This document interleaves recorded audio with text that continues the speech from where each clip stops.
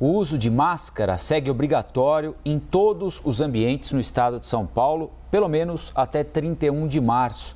Isso por causa do aumento de casos e internações por Covid. Esse cenário também motivou a recomendação de novas restrições para eventos no estado.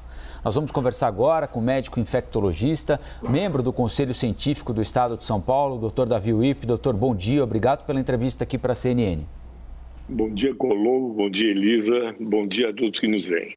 Doutor, o senhor acha que essas são as primeiras de algumas restrições com as quais nós vamos voltar a conviver diante desse avanço avassalador da Ômicron? Nós temos um avanço impressionante, nunca nada visto. O aumento do número de casos supera em algumas vezes o passado, desde o início da pandemia. Então, algumas medidas foram tomadas e pandemia é isto. Você faz diagnósticos, você põe números aos seus diagnósticos e você toma decisões. Então, o comitê científico que assessora o secretário e o governador se reúne às terças-feiras regularmente, mas conversa 24 horas por dia, todos os dias. E fazemos as indicações que são adequadas para o governo. Doutor Davi Wipp, de que maneira fiscalizar até que ponto a população está usando a máscara? Eu pergunto levando em conta, por exemplo, transporte público, dentro do ônibus, dentro do metrô. Infelizmente, nem tudo é tão controlável, mas a gente está num cenário, como o senhor está dizendo, de uma variante altamente transmissível. De que maneira conseguir controlar e até fiscalizar por parte do poder público? Eu, pessoalmente, acho impossível. O que é necessário é o que nós estamos fazendo neste momento, que é a conscientização. Como é que você vigia um estado com 43, 44 milhões de pessoas que se locomovem o tempo inteiro? Então, eu fico vendo, né? Eu saio de carro, eu olho para os lados e as pessoas muitas vezes não usam máscaras. As televisões, a CNN mostra eventos e ninguém com máscara. Então, é um problema muito mais de vigilância do que capacidade.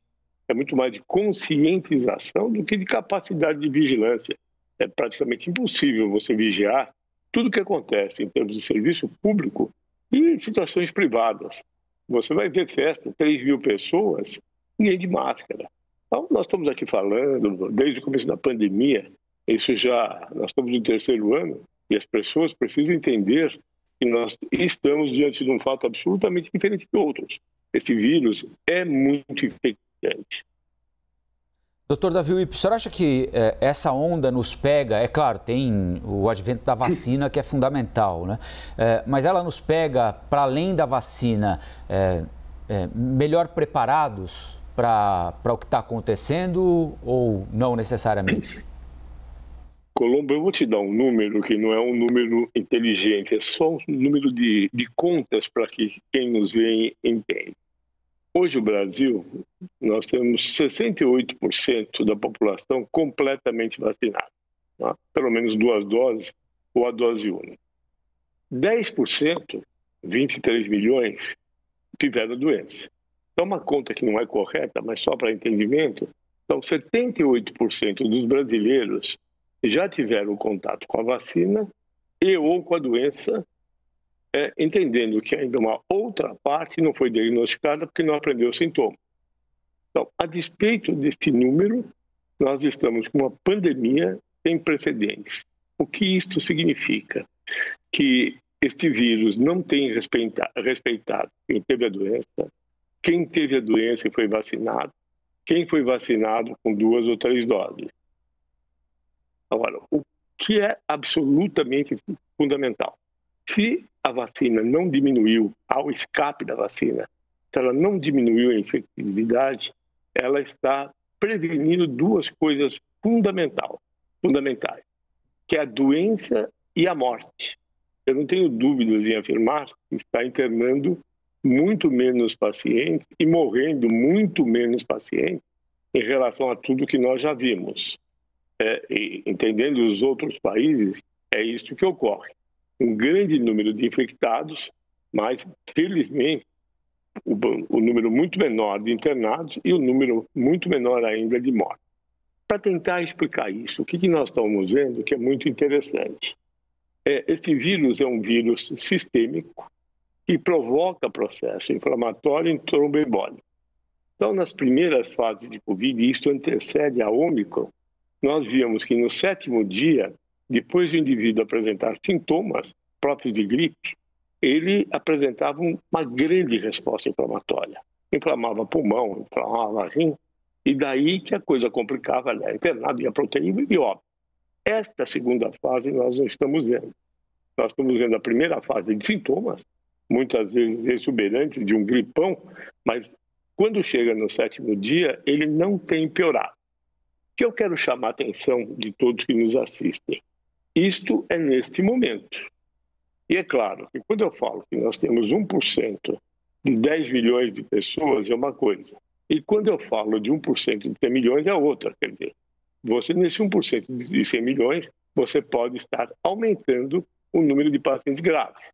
Nós estamos vendo um aumento do número de internações em UTIs. Nós estamos vendo um aumento do número de internações em enfermarias. De qualquer forma, em muito menos percentual do que nós já vimos. E, doutor Davi Wippe, agora há pouco conversando com o doutor Fernando Gomes também, a gente trouxe esse assunto e acredito que seja bem interessante de poder compartilhar com o senhor e eu fazer praticamente a mesma pergunta, porque quanto mais a gente ouve opiniões, a gente vai criando também senso crítico e entendimento na população, não é mesmo? A variante é menos forte ou a vacina é que consegue ser bem eficaz? Eu sei que até faz um pouco de conexão com a pergunta que o Rafael Colombo acabou de fazer, mas é porque clinicamente os médicos têm dito que alguns sintomas são diferentes, que de repente lesão pulmonar não tem mais aparecido tanto quanto antes. A gente foca onde exatamente? É a vacina que é capaz de fazer isso ou a variante se transformou muito em relação às outras? Eu expliquei na pergunta anterior o processo inflamatório, que ele está menos exuberante do que já foi. Aí eu tenho a impressão que é muito pouco provável, nesse momento, definir um e outro, e eu entendo que são as duas coisas. Primeiro, que nós temos um sistema de vacinas muito eficiente. Nós conseguimos vacinar muitas pessoas no Brasil, e eu não tenho dúvidas que isso fará diferença no contexto de comparação com outros países. A outra é até uma expectativa, que nós estejamos diante de uma cepa menos agressiva. Sempre funciona assim. De um lado você tem o agente agressor, no caso o vírus, e no outro lado o hospedeiro, que é o ser humano. Quando você fala de populações que são mais vulneráveis, são essas populações onde o sistema imune responde menos. Então, é o indivíduo em tratamento oncológico, o indivíduo transplantado, que você tem uma resposta imune menor e, com isso, o agente fica mais agressor. Mas é sempre esse binômio que você citou tão bem. De um lado, quem agride e do outro lado, quem se defende.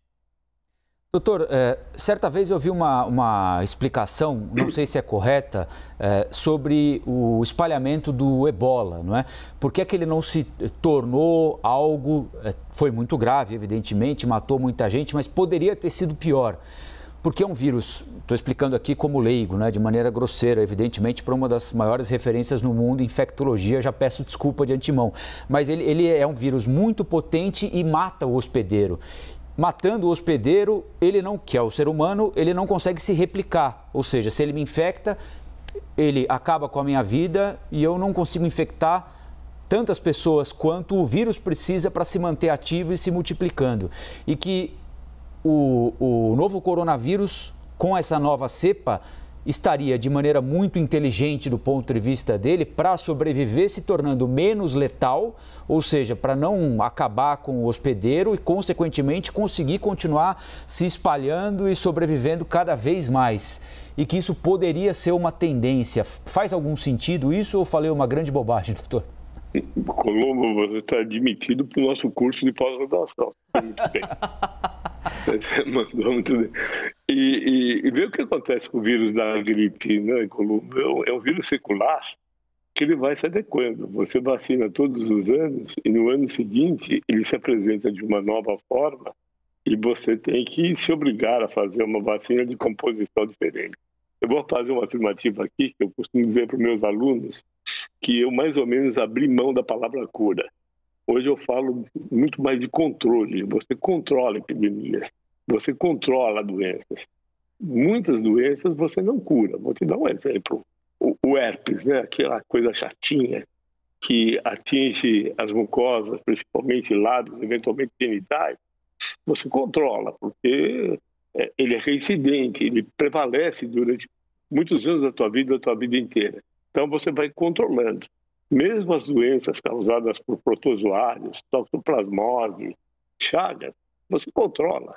Ela pode eventualmente reativar. E tem um vírus chamado citomegalo, que esse nos dá um baile. Quando você pensa que resolveu, qualquer situação de imunodepressão ele reaparece. Então você está absolutamente correto em dizer que o vírus esperto é o vírus que sobrevive. E ele sobrevive justamente criando uma forma, entre aspas, de harmonia com o hospedeiro. O coronavírus, ele existe desde 1917. Não é uma novidade para nós. A novidade é ele ter ficado tão agressivo. Tentou vezes anteriores, né? SARS-1, o MERS, e não foi muito para frente. Agora, esse SARS-CoV-2 realmente está dando muito trabalho. Tomara que nós consigamos ser mais espertos do que esse vírus, doutor Davi Uip. E que bom que o senhor está aqui conosco, respondendo as questões e prestando esse serviço para a população, porque informação é prevenção sempre. Então, muito importante poder ouvi-lo. Médico infectologista e membro do Conselho Científico do Estado de São Paulo. Opa, peraí. Aí, pronto, de repente apareceu o Tainá. Cadê, doutor Davi? Doutor, obrigada, viu, pela gentileza da entrevista. Bom dia para o senhor. Muito obrigado. Quero dizer ao Fernando que eu aprendi muito com ele nas informações de sono. Só que ele precisa também me mandar receita, porque esse Covid não deixa que a gente durma por vários motivos. Primeiro, por preocupação pelos cargos que se ocupam, mas também pelo telefone. Não para de tocar 24 horas. Doutor Davi Uip, deixa o celular de lado, hein? Doutor Fernando já deu a dica aqui para abandonar o celular na hora de dormir, mas vida de médico é delicada mesmo. Obrigada.